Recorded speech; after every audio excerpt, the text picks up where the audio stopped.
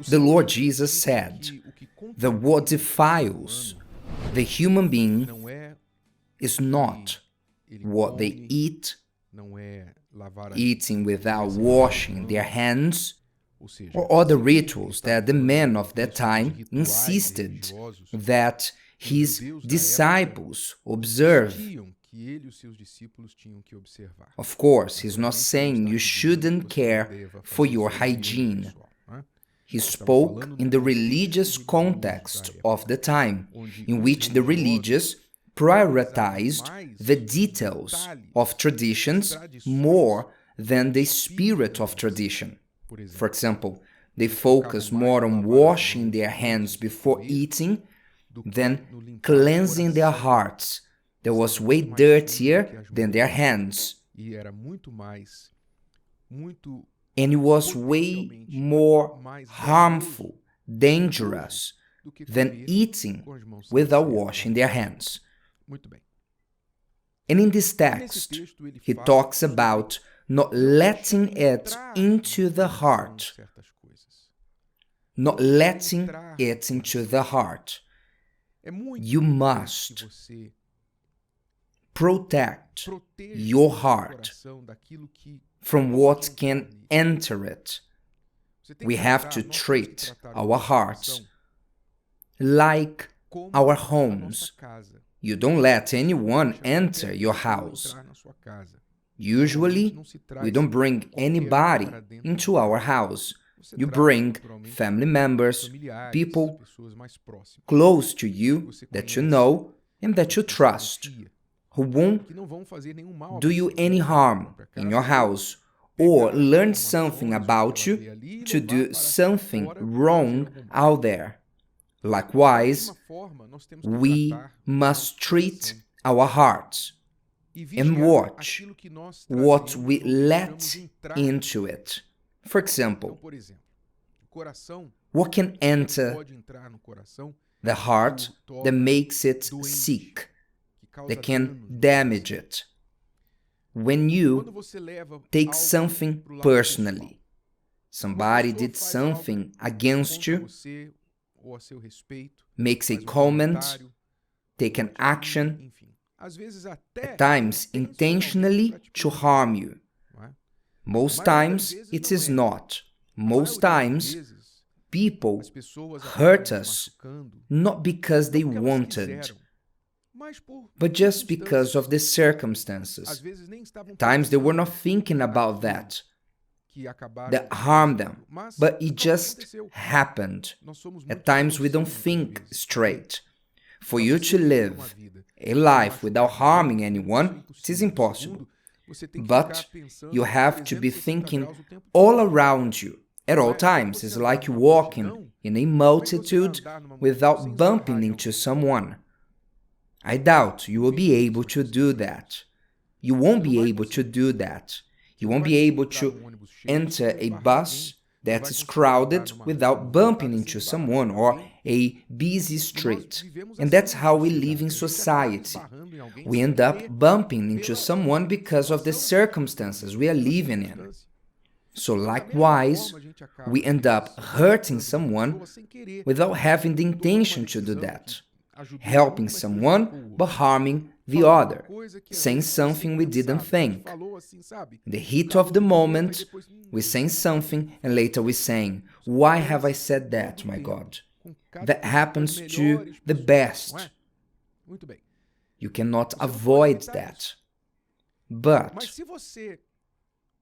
if you take that in, if you allow that in, all the mistakes that happens to you, you are lost. Literally, you are lost. Because you start to be upset, hurt. You start to make a list of people who you don't want to talk to anymore, who you want to avoid, who you don't like, who are evil or this or that. You start to have a lot of effort into managing what will make you sick. You literally become sick.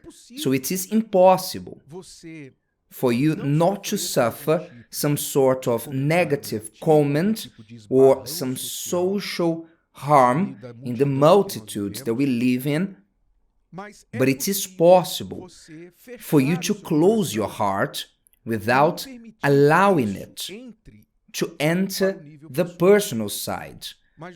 For example, what was the strategy of the Lord Jesus in carrying the cross? In a very hard moment, not only physically, but also spiritually, emotionally, he carried the cross, as they say, the Via Crucis, towards the Calvary, and people will swear at him, spit on him. Others will kick him and say, "Prophesy who kicked you." They will pluck his hair off, his beard. Can you imagine what he went through without having done anything? Many people in that multitude were those who days before, in another multitude, in another crowd, seeking blessings, help, but now turned against him, moved by fake news, moved by those who wanted to harm, kill the Lord Jesus. So they spread lies about him. And people, without thinking, took those actions. Unfortunately, we have people who die because of fake news. Unfortunately, there are those who die because of fake news, because the infuriated crowd are irresponsible. There are two types of irresponsible ones. The one who spreads the fake news and the other one who believe in the fake news. They believe in everything, they listen without verifying it, without giving the benefit of doubt. Today, we have many crimes, recent, current crimes, especially after the creation of social media, that anyone can say whatever they want and come out with no blame. In this recent past, some people have been falsely accused of a crime. Then the crowd, the neighborhood, lynched the person, killed the person because of fake news. This in the 21st century. So going back to the case of the Lord Jesus, he suffered terrible abuse. How did he deal with that? He had to go to the cross and had to be a perfect sacrifice. In other words, he could not be sacrificed with a grudge in his heart, with hatred, with any bad feeling. He had to protect his heart. What did he do? He prayed for those people. He prayed for them and said, "Father, forgive them, because they don't know what they do." This was the strategy, the weapon of the Lord Jesus. He prayed for those who offended him, who attacked him, who humiliated him. He prayed for them and asked God to forgive them, that God would forgive those people. It was not hard for me or you in Jesus' shoes to say a different prayer, saying, "Father, struck them with a lightning." Our human heart, at times vengeful. Sometimes we say this type of foolish prayer, "I want vengeance, I want justice." When it's for us, we ask for forgiveness. When we make a mistake, we say, "Forgive me, Father, have mercy on me," for us. But when it's for the others, we say, "Make justice, make justice. This cannot be the way it is." How miserable we are. How miserable. Why is the person asking for justice, vengeance? Because they let it into the heart, that negative feeling. So-and-so said, and I won't forget. They said that, and I won't let go of it. So we need to protect ourselves from what comes into the heart. Protect yourself from what you look at.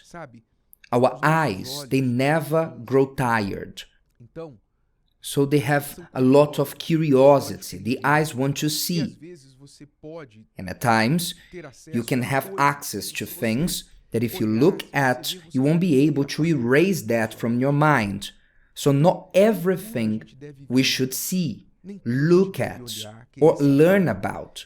Not all the information we should bring into our minds, or feelings, conclusions, rushed conclusions. You saw a piece of the information, you presumed all the information. You saw just the nail, and you concluded the whole animal is that. So, rushed conclusions. We don't need to do that. If you learn to protect your heart, not letting bad things into your heart, you will live a lighter and happier life. You won't stain your heart, and you will have more peace within you. And as a consequence, make better decisions and be more pleasant, because your heart is lighter, is clean, and not heavy and dirty. So ask yourself, did I let things into my heart that hurt me? If you did that, then what those things were, and what should I do to remove them? To put them before God, to forgive, to leave them behind, to put a stone on the past. And if you are being tempted to let something into your heart, discard that, because it's not worth it. And if it is needed, do what Jesus did. Pray for those people. Ask them to be forgiven just as you must forgive. You will be doing good to them and much more to yourself. If today's video helped you and you know someone that could benefit from it, share it with them, and if you haven't subscribed to the channel, you may do so now. See you later.